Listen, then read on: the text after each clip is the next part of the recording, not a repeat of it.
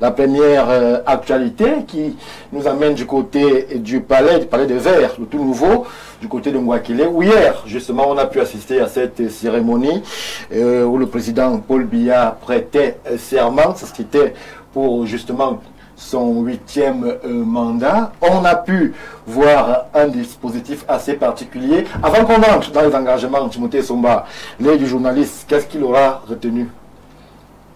Bon, j'aimerais d'abord dire que c'est le 9e mandat. Oui. 8e électif, mais 9e en tant qu'exercice. Parce que 1982, c'est son premier mandat, qui n'était pas électif, mais qui était le dauphinat constitutionnel. Donc il a prêté serment hier pour la 9e fois. Lorsque le même individu se prête à un exercice pendant autant de fois, ça devient une sorte de routine. Mais on a pu constater que hier, l'assistance était tellement attentive. On ressentait que l'assistance, et même nous les téléspectateurs, avions besoin d'entendre quelque chose, peut-être pas de nouveau, mais quelque chose qui relève d'un sursaut pour exorciser le contexte actuel qui est relativement tendu et emploie à une conjoncture économique relativement peu reluisante. Oui, Timothée, je vais me rassurer qu'on est en harmonie avec notre réalisation. On peut déjà nous proposer la première thématique qui... Merci beaucoup. On poursuit, Timothée. Ok, merci. Donc, c'est une cérémonie au cours de laquelle les Camerounais ont beaucoup retenu leur souffle. Maintenant, est-ce que la parole du chef de l'État a été satisfaisante? Tout dépend du prisme à partir duquel on décide de l'analyser. Oui. Sous le prisme sécuritaire, qui me semble le plus important, il a félicité la gestion de On y reviendra. On a toute la soirée pour revenir sur ces différents segments de la vie publique. Mais on va rester sur les symboles. On a vu le président de l'Assemblée nationale prendre la parole. On a vu le chef de l'État justement faire le fameux Douce au soir. On a suivi l'hymne de la République chanté en chœur par tous ces corps constitués. Alors, l'ambiance, comment était-elle, vous qui avez eu justement le privilège d'observer de façon attentive cet événement? Oui, l'ambiance était enjouée. Pourquoi? Parce que les apparitions publiques du chef de l'État qui sont allées en se rarifiant sont devenues de véritables moments de grande curiosité. Une curiosité négative pour ses contenteurs, une curiosité davantage positive pour ses turiféraires ou alors pour ses soutiens.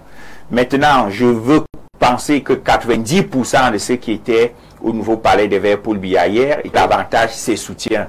On a donc pu voir des chars. On a vu aussi des acteurs politiques, des opposants, des ex-candidats. Oui, c'est pour ça que j'ai parlé de 90%. Oui. Donc, l'ambiance avait l'air bon enfant, les gens étaient contents et le public aussi manifestait tout son enthousiasme. Je m'aurais dit que c'est une cérémonie qui n'a pas dérogé à ses devancières en termes de rituel, oui, au niveau de la portée juridique du serment qui représente quand même, selon l'article 7 de la Constitution du Cameroun, l'entrée en fonction du chef de l'État. C'est donc la fin d'un cycle de pratiquement 1 mois ou 3 mois de quasi-intérim, une sorte d'intérim qui ne dit pas son nom, parce que le code électoral voudrait que le président de la République reste en fonction jusqu'à la prestation du nouvel élu. Oui. Vous aurez donc observé que durant les 3 derniers mois, les décrets forts étaient rares. Parce qu'une fois que le corps électoral est convoqué, il y a une sorte de chape de plomb qui amenuise le pouvoir décrétal en le limitant à la gestion des affaires courantes. Par contre, à partir du moment où il est élu, il est auréolé du sceau de la République. Vous avez vu hier, il a reçu les attributs, les sentiers de canon, signes d'allégeance des forces de défense et signes de reconnaissance de sa majesté ont été tirés hier. Ce sont autant d'éléments qui fascinent, surtout pour les jeunes. Il fallait que hier, ceux avec qui j'étais, je leur explique la symbolique du serment, la portée juridique, qui voudrait que le fait de prêter serment en jurant de protéger la Constitution, les lois de la République et autres, signifie que à partir de cet instant, on peut engager sa responsabilité au cas où l'on se rend compte qu'il ne marche pas sur le sillon du serment. Ce n'est pas pour rien qu'il jure à ce niveau-là sur la Constitution du Cameroun. Maintenant, la portée symbolique est là. On y reviendra, Timothée, le temps de la parole à M. Yété-Moté. Alors, vous aussi, vous avez observé la cérémonie.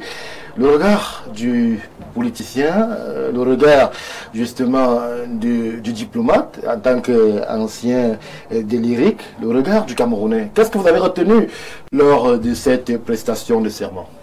Oui, je veux d'abord dire que les élections se sont bien déroulées. Oui. Nous avons pris acte de la proclamation des résultats par le Conseil constitutionnel. Le président a prêté serment hier. Oui. Et nous pouvons dire aujourd'hui que les choses sont en train d'avancer. Peut-être pas comme tout le monde pense, mais à la manière dont les choses se sont alors, vous, en tant que responsable politique, vous y étiez à cet événement-là? Vous avez été convié? Je n'ai pas été convié, mais j'ai suivi le déroulé à la télé. Oui. Et j'ai trouvé déjà une chose que j'ai notée, que le chef de l'État ressemblait un peu à un enfant de 52 ans. Quelque chose comme ça. C'est sérieux, monsieur Bouté? Non, le chef de l'État ressemblait à un enfant de 52 ans? Ce n'est pas lui qu'on a vu, même à Maroua l'autre jour. Ah bon? Non, ce n'est pas la même personne que j'ai vue. Donc, c'est déjà quelque chose. Et nous avons vu ses soutiens dans la salle, parce que je n'étais pas invité, déjà parce que peut-être qu'on a pensé que je n'étais pas son soutien. Oui. J'ai même vu des gens qui régulièrement dans les réseaux sociaux sont ses soutiens. Tu entends président, tu sais quoi là. Il était invité. Donc on l'a puisé dans les réseaux sociaux pour qu'il soit. Voilà. Voilà, on l'a puisé dans les réseaux sociaux pour qu'il soit là. Non, sinon j'ai vu les Camerounais attendre. Les Camerounais cherchaient à écouter le chef de l'État. Bon, son discours était attendu. Oui. Je crois qu'on va en parler. Oui.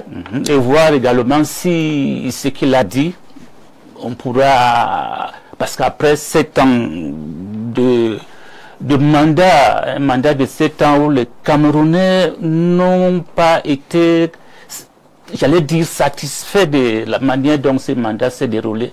Je me demande bien comment sera le prochain mandat et j'espère donc qu'à travers ce que nous allons ensemble voir, ce mandat sera peut-être différent de celui qui vient de s'achever. Alors, toujours dans justement le déroulé de la cérémonie, on a vu des leaders politiques, on a vu le chairman du SDF, on a vu Cabral Libi, on a vu Célestin Jamen, un nouveau soutien du président, on a vu, mais tous ces leaders politiques estampillés de l'opposition qui aujourd'hui rejoignent le président pour ce moment fort important de la symbolique républicaine du Cameroun, pensez-vous que cela peut augurer d'un mandat où justement on pourrait rester dans l'union sacrée qu'hier a souhaité le président de la République? Nous avons espoir que le président lui-même va comprendre, puisqu'il a dit dans son message, il y a les frustrations de la population, il y a la frustration des hommes politiques. Oui.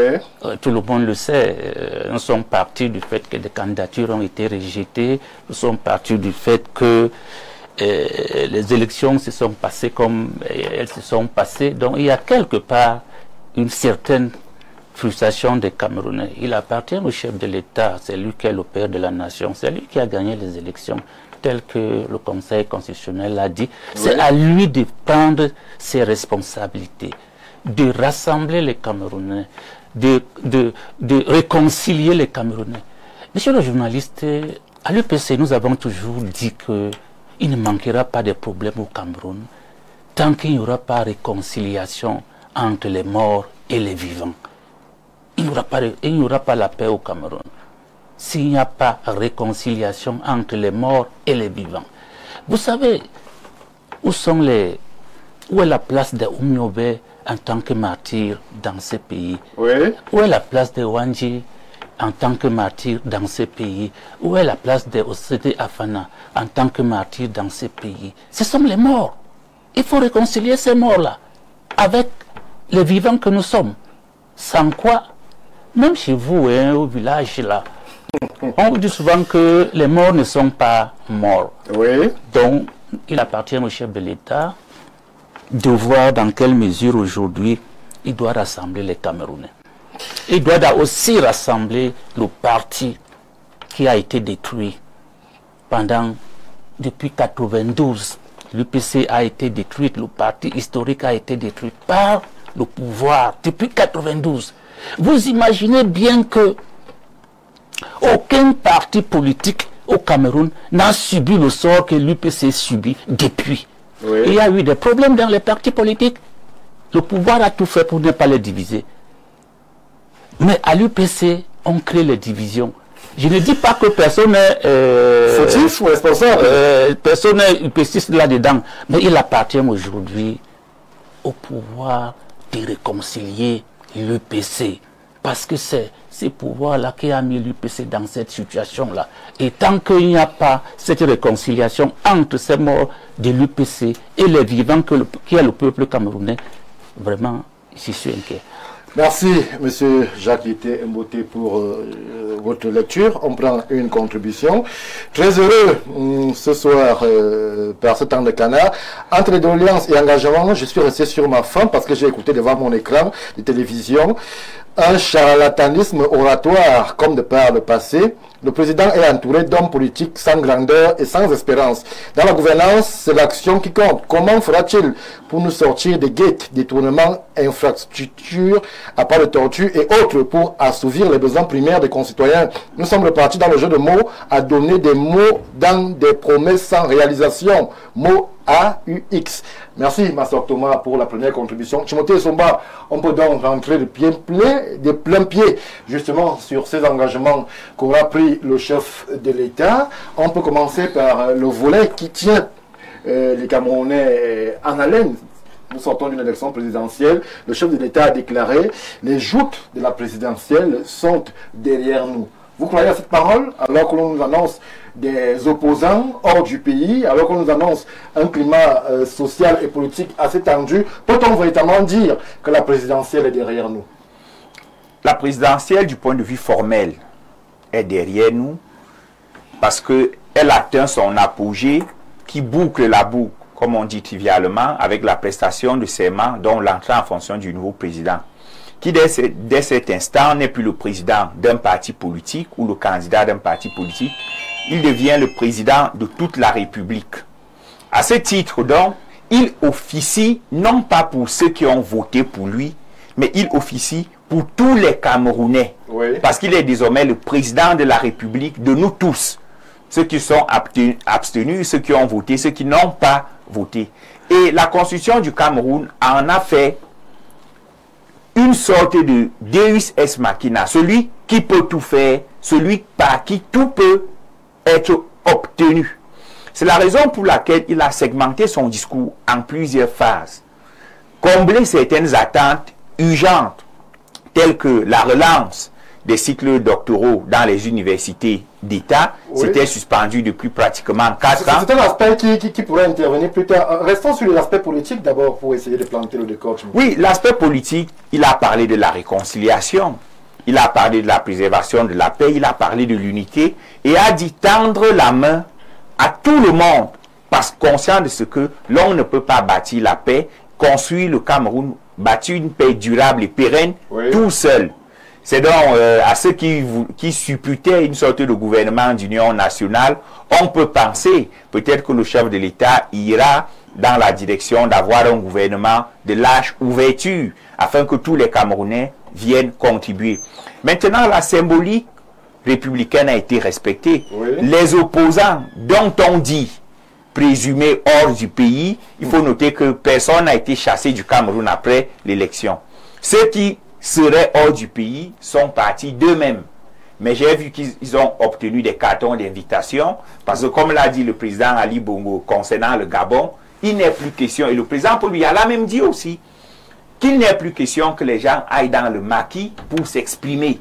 Nous sommes déjà dans un environnement d'ouverture, car pour distinguer entre une société close et une société ouverte. Le Cameroun aujourd'hui est une société ouverte, où l'on peut s'exprimer, où l'on doit s'exprimer. Et c'est la raison pour laquelle nous avons le courage de venir sur ces plateaux, parce que nous contribuons à l'édification de la masse critique. Nous ne venons pas ici en tant que sachant de tout, mais nous usons de notre liberté qui devient un devoir d'expression parce qu'il y a des Camerounais qui ont besoin de savoir ce qui se passe dans l'environnement politique. Donc du point politique, à mon sens, les choses ont été dites telles qu'il le fallait. N'oubliez pas que le discours de prestation de serment n'est à proprement pas parler un programme de gouvernance. Oui. C'est un discours qui fixe le cap. Il peut même avoir une valeur. C'est un discours qui était fortement entendu, Timothée Somba. C'est un discours, vous-même vous l'avez dit, la parole présidentielle est rare. Et elle était attendue justement après un processus électoral assez tendu qui a débouché ici et là sur quelques échauffourées. Il fallait, et il était urgent pour les Camerounais qu'ils écoutent les premières et grandes orientations du chef de l'État nouvellement élu. Non, il faut que les Camerounais aient le sens de la culture politique. Certes, le discours était attendu, mais ce discours n'est pas une volonté du président Paul Biya qui a prêté serment hier. C'est une obligation légale. Ça veut dire que c'est un discours qu'il est obligé de faire parce que n'ayant pas le choix. On a coutume de dire qu'il est légaliste. Vous voyez donc que dans le cadre d'une obligation juridique, le sentimentalisme et les émotions ne peuvent pas se mêler. Il est obligé de souscrire à un rituel républicain et de rester un peu dans une sorte de cosmétique. Il a été élu sur la base d'un projet de société, d'un programme de campagne. Une fois qu'il est élu, c'est ce programme que nous devons scruter de près. Le discours a une valeur locutoire, de toute évidence, mais davantage une valeur perlocutoire. La preuve, il n'a véritablement pas pris de décision hier. Il n'y a pas eu de nomination dans le cadre de ce discours. C'était davantage des annonces, la volonté de rassurer les attentes, notamment au niveau sécuritaire, et la volonté de montrer que le jeu politique se déroule bien parce qu'il est quand même à bénéficier des félicitations. Une sorte d'englobement puisque les Camerounais n'organisent pas les élections seuls. Donc ces félicitations, par phénomène d'irradiation, concernent l'activité du MINAT, concernent l'activité du Conseil constitutionnel, qui ont donc bénéficié de ces félicitations hier, sachant que nous sommes à l'orée, encore, de deux échéances électorales, les régionales dans quelques semaines, les législatives et municipales l'an prochain. Donc, le volet politique est à prendre en considération parce qu'il a appelé, sans le dire avec mes mots, à l'apaisement. Parce que nous devons savoir que l'élection présidentielle est d'abord un jeu. Ça rentre dans le jeu politique. Et qui dit jeu politique, dit fair play, dit acceptation de la défaite ou acceptation de la victoire de l'autre. Et surtout, respect après le combat. Observez lors des matchs de football, dans tous les événements sportifs, dans toutes les batailles sportives, à la fin, les deux adversaires, parce que nous ne sommes pas des ennemis, nous sommes des adversaires. L'adversité suppose le respect d'un ensemble de règles. Ça n'a rien à voir avec la bataille guerrière, non. Une fois que l'élection est terminée, aujourd'hui, il ne s'agit plus de Paul Biya, RDPC, contre XY, il s'agit de Paul Biya, le président. Et les attentes que nous avons vis-à-vis de lui sont le continuum des insatisfactions du dernier septennat. C'est la raison pour laquelle tout Camerounais, même celui qui n'a pas voté pour lui, est fondé à avoir des attentes et des espérances vis-à-vis de lui. Il était donc nécessaire qu'il rassure que l'ordre régnera. Qui dit ordre, dit paix, parce que sans l'ordre, il n'y a pas de paix. Et sans paix, même les revendications politiques ne sont pas possibles. Les Camerounais avaient besoin de l'entendre. Et vous avez vu la presse aujourd'hui. Une bonne partie de la presse est restée focalisée sur cette expression. L'ordre régnera. Merci. Jacques Temboté, peut-on dire qu'on va vers l'apaisement ou alors que la volonté présidentielle de l'apaisement sera suivie lorsque l'on sait que le deuxième à l'élection présidentielle au Cameroun, bon, on ne va pas dire il est hors du pays, mais il est plus ou moins porté disparu. Il est hors radar. Est-ce que dans ce climat-là, on peut véritablement aller vers le consensus souhaité par le président et trouver l'équilibre de la paix? Nous avons suivi le discours du président de la République hier. Il a parlé de l'apaisement. Nous osons croire que dans les prochains jours, la présidentielle sera derrière nous. Nous osons croire, parce qu'il lui appartient, lui le chef de l'État, lui le garant des taux, de prendre ses responsabilités. Je l'ai dit tout à l'heure, parce qu'il a gagné des élections. Pour un cas comme celui-là, oui, qu'est-ce qu'on fait lorsque le deuxième est hors du pays, lorsqu'il est porté disparu? Bon. On l'appelle, on essaie de trouver le consensus. Comment est-ce qu'on fait? Bon, je ne sais pas si déjà le ministre Chiroma, deuxième à l'élection présidentielle, tel que ça a été proclamé par le Conseil constitutionnel, je ne sais pas déjà s'il est hors du pays, mais j'ai dit que le chef de l'État, dans le contexte politique actuel, doit réconcilier les Camerounais, il doit réconcilier tous les Camerounais, quel que soit l'endroit où ils se trouvent. Nous voulons l'apaisement, nous voulons la paix, nous voulons la sécurité, nous voulons la compréhension, nous voulons l'entente. Et il n'y a que lui seul qui est à même de faire en sorte que tout ce que j'ai dit là se passe dans le pays. Issa Chiroma, si on suppose qu'il est hors du pays, je ne sais pas si c'est au ciel. Bon, mais s'il n'est pas au ciel, ça veut dire qu'il est quelque part. Après ça, le deuxième. Il ne peut pas facilement, je le dis honnêtement ici, il ne peut pas avoir facilement la paix sans le deuxième, parce que il a eu, comme on dit, 35%. Vous savez ce que ça représente au Cameroun. Oui. Moi, j'ai suivi les résultats de ces élections. Je l'ai vu également gagner, c'est monsieur qui est dehors, monsieur Issa Chiroma, gagner presque partout aussi. Même là où il n'avait pas, quand je dis gagner, ça veut dire qu'avoir comment j'ai dit ça, des votants partout. Oui. Donc il n'y a pas un endroit, même un village où il a eu 0 voix. Il n'y en a pas. Ça veut dire qu'il est représenté partout aussi au Cameroun. Comme le chef de l'État lui-même est également représenté partout au Cameroun. Parce que la plupart des cas, le chef de l'État était premier, il était deuxième. Oui. Le chef de l'État était deuxième, lui il était premier.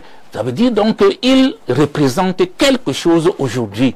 Vous savez, hier il était au gouvernement et les gens ont pensé que comme il est venu à l'élection présidentielle, qu'il était un pion du régime. Je crois que la suite nous a montré qu'effectivement, il n'était pas un pion. Donc, celui qui n'est plus un pion aujourd'hui doit être aussi pris en compte dans la réconciliation. À ce niveau, lorsque l'on est acteur politique et qu'on observe donc le déploiement, le jeu des acteurs, est-ce que vous pensez que le candidat Chiroma, qui est arrivé deuxième selon les résultats du Conseil constitutionnel, a franchi une ligne rouge? A-t-il encore sa place au sein justement de la grande table républicaine? Bon. Vous savez, il y a beaucoup de choses que moi j'appelle animées par les va-t-en-guerre, qui entretiennent un certain nombre de choses que vous ne pouvez pas, ou entretiennent et même animent un certain nombre de choses que je ne peux pas peut-être dire ici, parce que je ne maîtrise pas assez. Oui. Mais je sais qu'il y a sa place dans ce pays encore. Il y a sa place dans, j'appelle ça, la réconciliation de Cameroun. Vous pouvez pas avoir, vous voyez, regardez un peu en Côte d'Ivoire. Quand Gbagbo était allé en prison à La Haye, les gens disaient qu'il n'y aura pas la paix en Côte d'Ivoire tant que Gbagbo ne revient pas. Oui. Donc, prenez ça aussi en compte. Le Cameroun n'est pas très différent de la Côte d'Ivoire dans la mentalité. Quand Gbagbo est revenu en Côte d'Ivoire, vous avez vu que les choses ont changé un peu dans le cadre de la réconciliation. Vous appelez à un retour d'Issa Chiroma? Oui, oui. Moi, je crois qu'il a sa place dans le cadre de la réconciliation des Camerounais. Parce qu'on en a besoin aujourd'hui. Dans le cadre de l'apaisement, même dans le cadre de la sécurité, et je ne sais pas, on en a besoin de lui. Parce qu'il a des gens qui l'ont voté. Même si il a franchi, comme tu voudrais le dire, franchi, c'est quoi? La ligne rouge. La ligne rouge, je ne sais pas qui l'a tracé effectivement. Bon, elle peut exister, mais je ne sais pas qui l'a tracé. Mais je dis seulement que le président de la République a souvent dit qu'il est un mendiant de la paix. Un légaliste surtout. Oui, mendiant de la paix. Il a toujours dit qu'il aime l'apaisement. Alors, nous sommes en train de le regarder là maintenant. C'est maintenant qu'il doit nous montrer tout ce qu'il a eu l'habitude de dire. Donc, qu'il nous montre effectivement qu'il est un mendiant de la paix dans son pays déjà, qu'il aime pour l'apaisement, qu'il est l'homme de rassemblement. Voilà le moment. Le Camerounais le regarde. Il a prêté serment hier et nous sommes en train de le regarder et nous attendons. Parce que ça, c'est son premier chantier. C'est son premier défi. Oui. C'est lui de réconcilier les Camerounais. J'ai commencé par vous dire au départ qu'il y avait un autre défi de réconcilier les morts et les vivants. Qu'est-ce qui divise les Camerounais, M. Jacques Temboté? Qu'est-ce qui fondamentalement fait à ce que les Camerounais ne puissent plus se regarder en odeur de sainteté? Y a-t-il cette division sur des aspects politiques? Y a-t-il cette division de classe où certains estiment que d'autres, une minorité, auraient pris tous les avantages de la République en otage? Qu'est-ce qui divise, selon vous, les Camerounais? Il y a un problème, c'est qu'il y a une division des Camerounais qui est quelque part tribale. Oui. Alors que cette division n'avait pas sa place ici. Parce que tous les Camerounais souffrent partout où ils sont. Parce qu'il y a une clique de gens. J'ai appelé ça, comment j'ai appelé, le pays des gens qui restent dans le même poste pendant longtemps.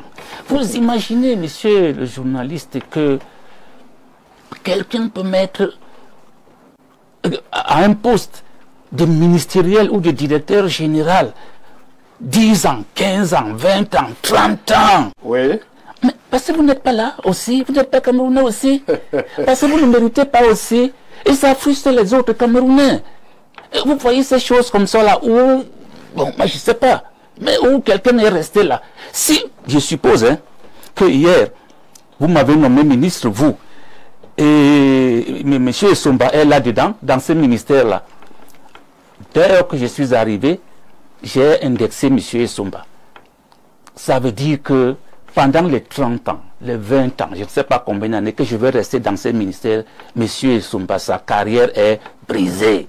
Il faut apprendre à changer un peu. Le président a été élu. Mais les ministres et autres n'ont pas été élus, n'ont pas de mandat. C'est le président qui a le mandat. Oui. Donc on enlève que les ministres ont un mandat. Parce que c'est ce qu'on constate au Cameroun, comme le chef d'État vient d'être élu là. Le mandat des ministres, c'est aussi des directeurs généraux, 7 ans. Merci, M. Jacques Temboté. On va prendre une minute pour accueillir justement un autre monsieur le maire qui nous a rejoint sur ce plateau. Saint-Éloi Bidou, vous arrivez tout essoufflé dans nos studios. Vraiment. J'avoue que pour arriver ici, il m'a fallu faire beaucoup d'acrobaties. La ville est complètement bouchonnée. Oui. J'ai dû passer par aller recommencer de l'autre côté, ainsi de suite. Mais j'ai dit que... L'essentiel, vous êtes là? Oui. Vraiment, toutes mes excuses à vous, millions de téléphones. Alors, on ne va pas justement vous laisser souffler, le rythme va continuer, puisque nous sommes là au cœur du déroulé de cette cérémonie de prestation de serment du président Paul Biya. On est en plein dans le discours justement d'investiture qui a amené le président à prendre un certain nombre d'engagements. Alors, avec vous, on prend le premier aspect, l'aspect politique. On évoquait avec monsieur le maire Jacques Temboté l'aspect du deuxième arrivé au terme de cette présidentielle, Issa Tchiloma Bakary, qui est hors des radars du grand public. On questionnait le fait que l'apaisement et la sérénité souhaités par le président élu, le nouveau désormais président de la République Paul Biya, est-ce qu'on parlait d'apaisement lorsque le deuxième à la présidentielle est porté disparu?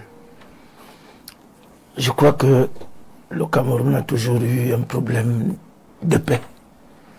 Nous sommes en guerre dans le Nouzo, nous sommes en guerre dans l'extrême nord, et voilà un nouveau front qui s'ouvre du fait d'une présidentielle contestée.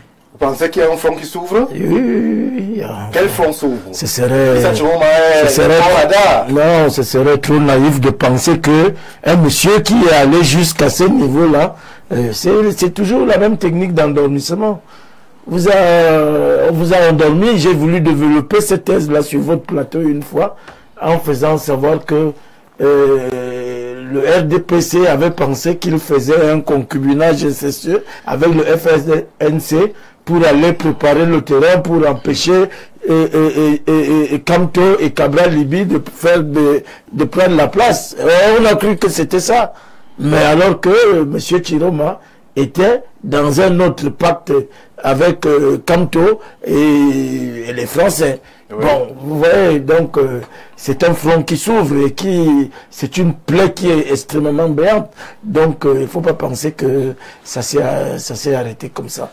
Non, d'ailleurs, hier à Garoua, on a brûlé... c'est le lot quotidien. Dans l'extrême nord, il y a les domiciles. C'est pour vous dire que... sont saccagés. C'est ça le terrorisme. C'est ça le terrorisme. C'est-à-dire que terrorisme, c'est l'arme du faible. Oui. Et qui doit absolument faire peur à celui qui est fort. Et l'amener à reculer. Donc des actes comme cela, on les aura. Et puis, il va falloir se défendre. Bon, on a eu à combattre déjà Boko Haram avec les armes conventionnelles. Nous avons gagné. Et ce qui commence là, il faut ouvrir les yeux et il faut y aller. Donc, la paix des cœurs est très importante. Les gens parlent de tribalisme, on vit avec le tribalisme. On vit avec le tribalisme. Le président Biya, lui, je peux mettre ma main au feu qu'il n'est pas tribaliste. Oui. Je tiens ça de deux choses.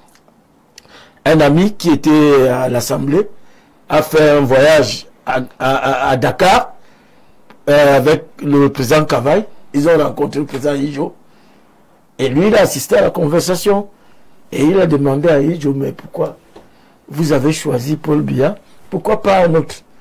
Ijo lui a dit, j'ai choisi Paul Biya parce que il n'est pas tribaliste et il est le moins intéressé par les biens.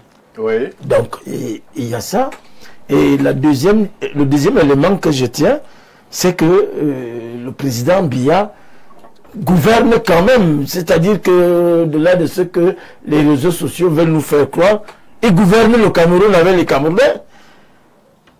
La première personnalité est Boulou. La deuxième personnalité de la République est Bamileke. La troisième personnalité de la République est du Grand Nord. Est-ce que cela suffit encore à combler les frustrations du peuple? Qu'il y ait cette représentation au niveau des appareils et de pouvoir? Non, est-ce que ça suffit? Il faut compter avec ça. De toutes les façons, tu ne peux pas gouverner le Cameroun autrement. Mais il le fait. Si ces hommes sont mauvais, ça c'est une autre question. Oui. Mais contrairement à l'image que les lanceurs d'alerte, les éclopés intellectuels qui évoluent dans les réseaux sociaux là, veulent faire croire que les bêtis sont en train de gérer le pays. Non. Le président Biya gère le pays avec tout le monde. Alors, restons pour sortir sur les questions politiques qui peuvent être adossées à des questions de sécurité. Le président est sorti par sa célèbre formule, l'ordre régnera, on peut dire par tous les moyens. Est-ce que vous pensez que cette formule-là, lorsque l'on observe et questionne l'environnement socio-économique, l'environnement politique, l'environnement sécuritaire, avec ce que vous-même avez dénoncé sur ce plateau, ces saccages de maisons de personnalités, ces saccages d'institutions, pensez-vous que la formule-là sera encore justement de la part du président opérationnel? Non, je crois qu'il fallait qu'il le dise. Il fallait qu'il le dise. L'État doit être rassurant. L'État doit assurer. Si un seul instant, les Camerounais ont le sentiment que l'État ne peut pas les défendre, ne peut pas les défendre énergiquement, je crois que c'est la débandade. Oui. Donc, je crois que le président a eu raison de le dire. Il faut reconnaître que les uns et les autres sont allés très loin. Il y a eu des morts. Il y a eu des blessés. Il y a eu des gens qui ont tout perdu. Mais alors tout, la facture, on l'adresse à qui? Aux hommes politiques, à vous les politiciens. Non. Il faut bien établir les responsabilités. Donc j'espère que sa phrase, l'ordre régnera, je compléterai, comme avait dit le président Ijo, par tous les moyens. Hein? Il aurait dû, il ne voulait pas paraphraser à Ijo, mais l'ordre régnera signifie que on va établir les responsabilités. On va établir les responsabilités. Merci Santelwa Abidou pour ce premier jet. Alors Timothée Somba, on va avancer dans la réflexion. Beaucoup à l'écoute du discours présidentiel ont semblé dubitatifs. Ça a été aussi le cas sur ce plateau. Beaucoup estiment assister à une rhétorique usuelle qui a déjà été plusieurs fois évoquée par le numéro 1 camerounais, les aspects inhérents à l'emploi jeune, les aspects inhérents à la question des femmes, les aspects inhérents justement à la sécurité. Était-on hier dans des redites présidentielles? Non, nous ne sommes pas forcément dans des redites. Mais je vais le redire, puisque la répétition est la mère des sciences. À cérémonie rituelle, rhétorique usuelle. Maintenant, c'est à nous... On peut changer un peu. Non, on ne peut rien changer. On ne peut rien changer. Là, à cet endroit-là, on ne peut rien changer. C'est un rituel qui obéit à une manière de faire, donc à des us. Maintenant, il faut contextualiser chaque discours. Parce qu'en réalité, la pertinence d'un discours réside dans l'environnement contextuel, conjoncturel, dans lequel le discours est appelé à se mouvoir. Le septennat 2018-2025 s'est caractérisé par une flopée de réalisations infrastructurelles et un délaissement du volet social. On a eu, s'il faut commencer à citer secteur par secteur, je pense que le chapelet sera long en termes d'infrastructure. Je pense seulement le cas du Minepac qui a dénombré 108 projets, routes et ponts réalisés en 7 ans. S'il faut prendre les infrastructures de la Cannes, les stades, s'il faut prendre les infrastructures hospitalières, s'il faut prendre les infrastructures universitaires, on se rend compte que c'est un septennat qui est bardé de réalisations en termes de béton. Oui. Mais le volet social a été vraiment à la remorque durant ces 7 ans. 2 petites augmentations de salaire de 5%, corrélées à une hausse du prix du carburant, la couverture santé universelle qui ne bénéficie pas encore d'une loi pour qu'elle puisse véritablement profiter à tous les Camerounais. Le ministre de la Santé se bat comme un beau diable, presque tout seul, pour l'implémenter, alors que sans la loi, c'est très difficile. Pour lui, on se rend donc compte que la grogne observée est davantage une grogne pour l'amélioration des conditions de vie. Lorsqu'on commence à parler des questions d'emploi, des questions de représentation sociale, il faut les jeunes, il faut les femmes. C'est que on a à ce niveau, c'est pas la première fois, même le fonds, le projet inhérent dédié aux jeunes que le président évoque, on en est à se demander que sont devenus les 103 milliards que le président a annoncé il y a quelques années encore, mettre à la disposition des jeunes. Est-ce que justement, le président, lorsque il s'adresse aux Camerounais, est-ce qu'il mesure toute l'importance de sa parole et est-ce qu'il y a eu des bilans sur certaines paroles annoncées et que, justement, qui sont restées lettres mortes? Où sont passés les 103 milliards dédiés à la jeunesse? Il mesure pleinement sa parole. 2 indicateurs. Oui. Premier indicateur, jeune femme revient 3 fois. Dans son discours, l'expression union sacrée est revenue 2 fois. Oui. Il a cette fois-ci prêté serment en commençant par remercier Dieu avant le peuple. Ça veut dire qu'il y a une volonté de catharsis, même mystique et divine, pour exorciser le Cameroun. Maintenant, le deuxième élément, qui est un indicateur, oui, il faut le dire, c'est la sémiotique du discours. On ne peut pas faire comme s'il n'a pas écrit ou lu ces aspects.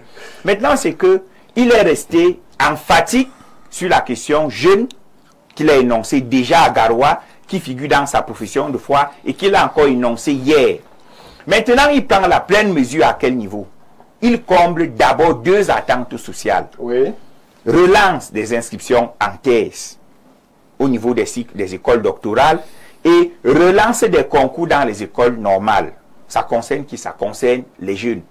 Et il dit qu'il y aura des réformes qui vont accompagner ces annonces. Et c'est surtout ce volet qui a retenu mon attention.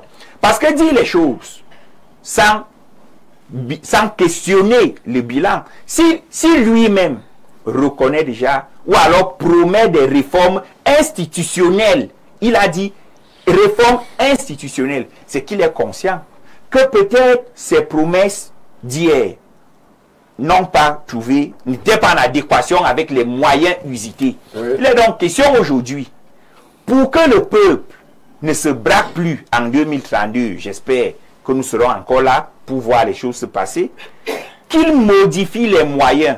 Parce que voyez-vous, comme Descartes a parlé du discours de la méthode, si on n'a pas la bonne méthode, nos intentions seront vaines. C'est la raison pour laquelle il faut mettre beaucoup d'anaphore sur les questions de méthode. Et nous allons faire courir sur le plateau que jusqu'à présent, les méthodes souvent utilisées par le chef de l'État ont porté des fruits relatifs. Il est donc conscient, et nous avec, que les méthodes doivent évoluer. Merci. Le temps pour nous de dire bonsoir et bienvenue à Sylvestre Niek de l'Union des populations du Cameroun, expert financier. J'aime mettre cette casquette en avant, monsieur le maire, vous m'avez souvent fait le reproche, je la mets en avant aujourd'hui. Et vous êtes aussi, justement, hier, j'espère peut-être, en fait, je ne sais pas si aujourd'hui elle se poursuit, un soutien du candidat Chiroma. D'ailleurs, est-ce que vous avez de ces nouvelles parlant de lui? Bon, bonsoir, merci de m'accueillir sur votre plateau. Je ne cherche pas de nouvelles de M. Issa Chiroma. Vous n'en avez pas... Parce que j'étais son soutien pour les élections présidentielles. Oui. Vraisemblablement, ils sont derrière nous. Présidentielle est achevée. Voilà. Donc, on va donc...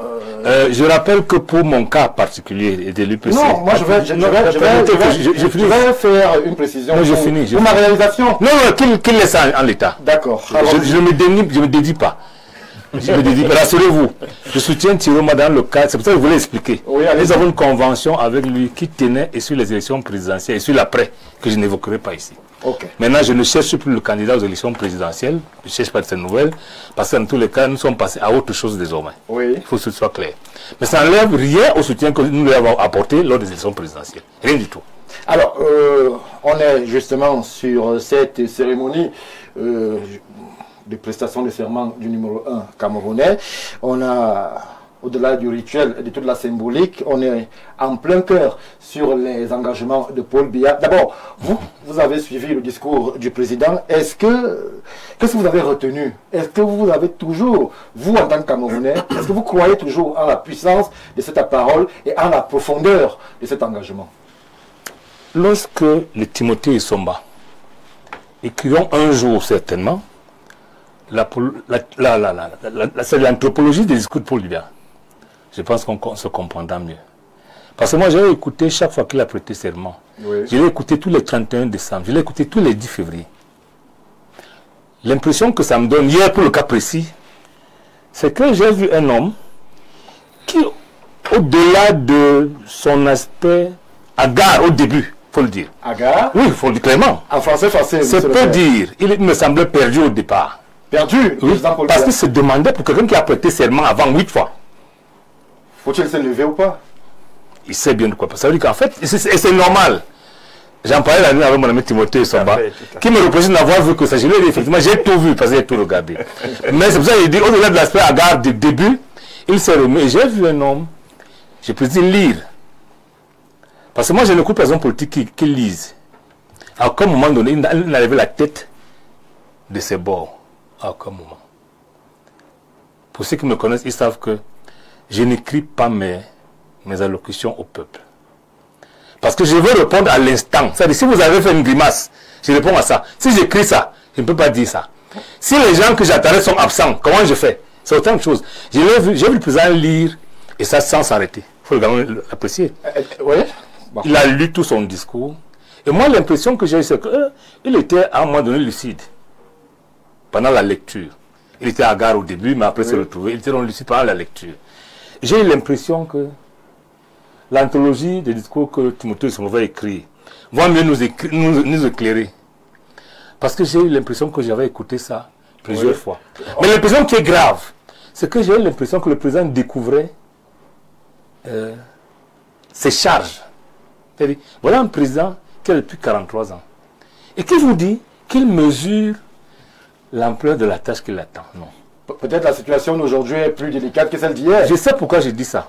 Parce qu'en réalité, lorsqu'un homme peut se vanter de son bilan, comme Timothée Somba l'a dit, il a dit que si on comptait les infrastructures, on ne s'en sortirait pas. On commencerait aujourd'hui qu'on n'en finirait pas jusqu'à lundi prochain. Il semble. Le président lui-même reconnaît que le peuple n'est pas content. C'est lui qui le dit. Oui. Malgré ce que Timothée Somba dit. Non, le social. Le social a été... Je rappelle que les infrastructures participent du social. Vous ne pouvez régler aucun problème social sans avoir réglé préalablement les problèmes infrastructurels. L'infrastructure, c'est quoi? C'est la route, c'est l'eau, c'est l'électricité. C'est ça qui sont... En fait, l'infrastructure qui ne parle pas au peuple. Vous ne pouvez faire que qui ne parle pas au peuple. Le stade de l'Embe, par exemple. Voilà quelque chose. Vous croyez que le football, c'est rien pour le peuple? Mais l'infrastructure... C'est devenu le stade, mais c'était le complexe sportif Paul Biya. Il faut le dire clairement. C'est un échec. Le président lui-même le reconnaît.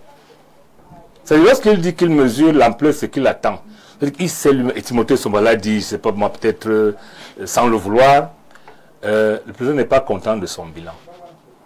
Il est conscient, et c'est trop visible, que ce qui s'est passé n'est pas tant l'amour ou le désamour pour lui, mais c'est un peu la déception du peuple. À ce niveau-là, là on doit faire chorus. Contrairement à ce que mon ami Timothée pense, on doit faire chorus, que le peuple souffre, y compris lui. Et le président a échoué, parce que lorsqu'il dit il y a une quinzaine d'années... Le président a échoué? Mais lui-même le dit. C'est pas moi qui dis, le président a fait son bilan lui-même, en disant, qu'est-ce qu'il nous faut? Qu'est-ce qu'on n'a pas fait? Qu'est-ce qu'on n'a pas pour mériter? En fait, en termes de rendu, nous avons, en termes Cameroun, investi énormément d'argent dans les infrastructures. Ça, il faut le reconnaître. Oui. L'indicateur, c'est le volume de la dette.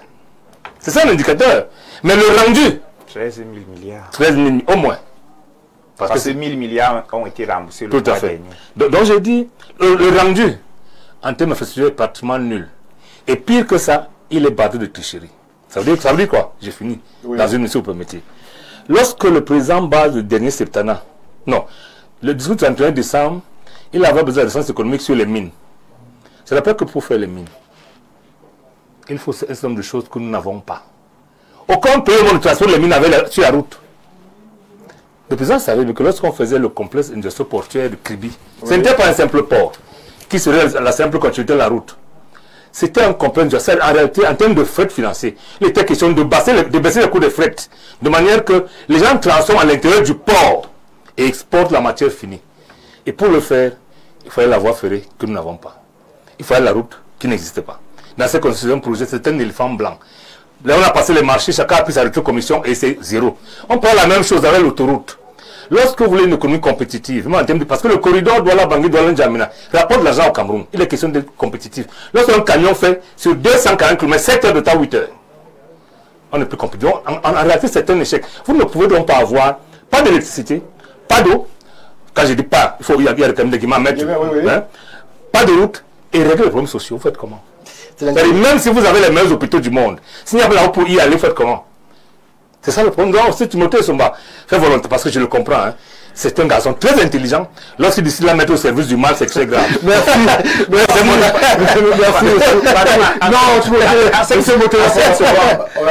Il dit, je le rejoins sur le problème de la méthode. Voici quelque chose qui va faire une sorte de dénonciation. Ok, d'accord. Nachtigal aujourd'hui produit près de 500 mégawatts qui sont là.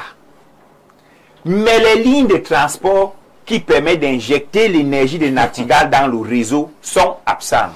Le gouvernement camerounais paye 10 milliards de pénalités par mois à ceux qui ont construit Nachtigal. Ça veut dire qu'à l'heure actuelle, le Cameroun doit 177 millions de dollars.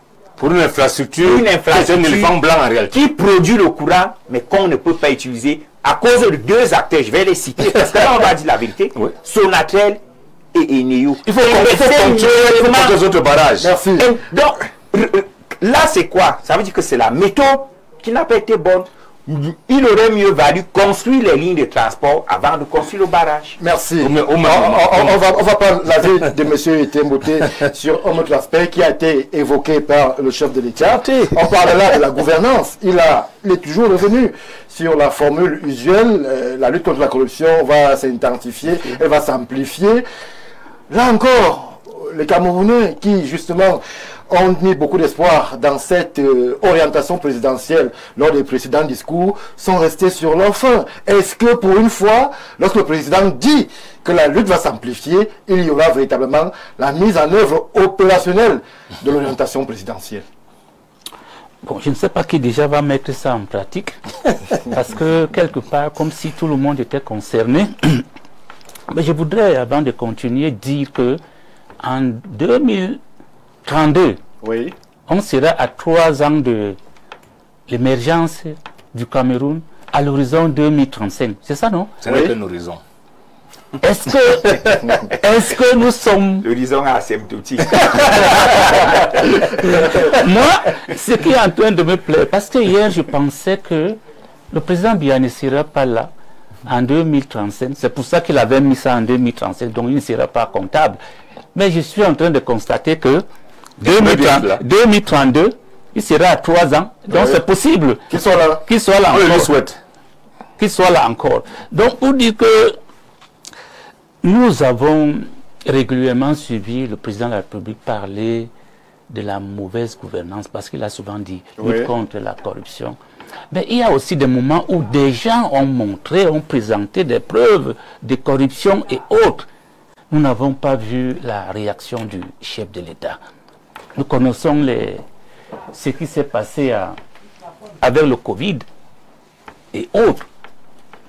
La Cour des comptes a présenté la situation. La Chambre. La Chambre, pardon, a présenté la situation. Oui. À ce jour, Dans des noms précis, les montants. à ce jour, c'est comme s'il n'y a jamais rien eu.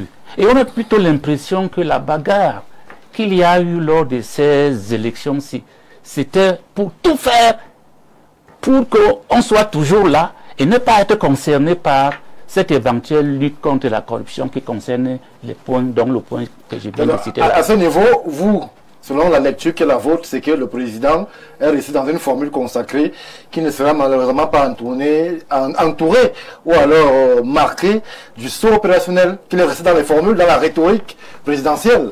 J'ai demandé qui va mettre tout ça en application aujourd'hui. Oui. Moi, je ne sais pas.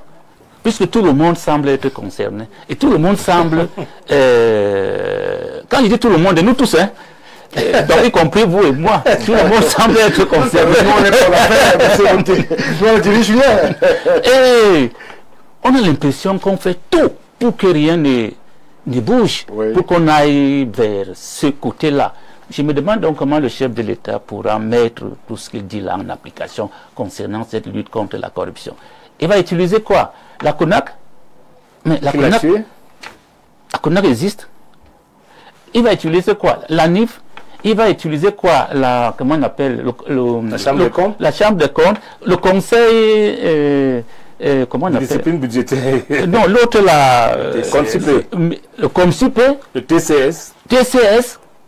Je ne sais pas qui va faire appliquer ça. Ça va partir d'où pour arriver peut-être au TCS? Ça va partir d'où pour arriver à tel endroit? Non, nous sommes bloqués. Nous pensons que si réellement le chef de l'État veut mener la lutte contre la corruption, il doit faire un effort de revoir sa propre gouvernance. Ça veut dire qu'il doit prendre des nouvelles personnes, les mettre en place et leur donner des orientations à cet effet. Mais si c'est la même chose, parce que le président a un mandat de 7 ans, les ministres aussi vont avoir un mandat de 7 ans, je ne sais pas comment les uns vont combattre les autres. On a vu ça dans d'autres milieux, Oui. que par solidarité de corps.